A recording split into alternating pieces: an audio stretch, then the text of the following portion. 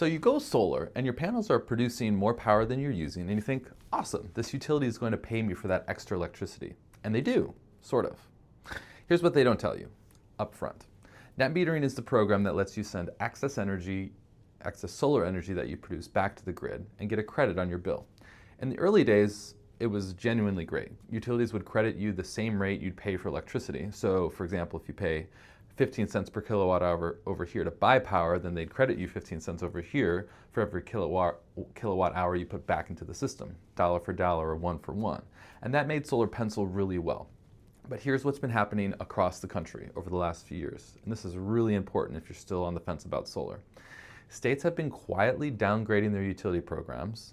California, for example, is the most dramatic. They went from what they called NEM 2.0 to NEM 3.0. And the export rate, the amount that the utility pays you for excess power, dropped by 75%. So instead of getting 25 to 30 cents per kilowatt hour, because that's what it costs them per kilowatt hour, homeowners are now getting somewhere between 5 and 8 cents. So they're still paying full retail for any power that they pull from the grid at night, but they're buying their solar energy at a fraction of that.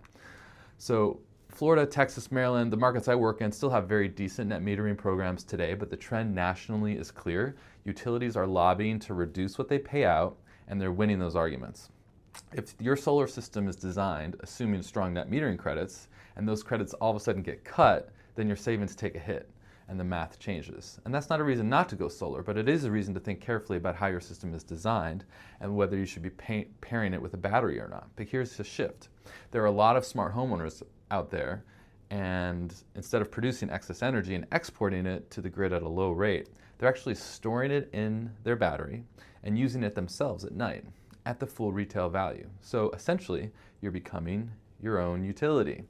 Net metering is still a valuable part of the solar equation in most markets right now, but it's not as bulletproof as it used to be. And it's not something I'd build a 25-year financial case around without having a conversation first about storage.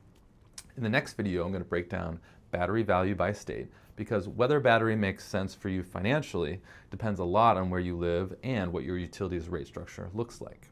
So, if you found this helpful, please subscribe so you don't miss that one. We put out honest, no hype solar education every week. That's exactly what this channel is for. I'll see you in the next one.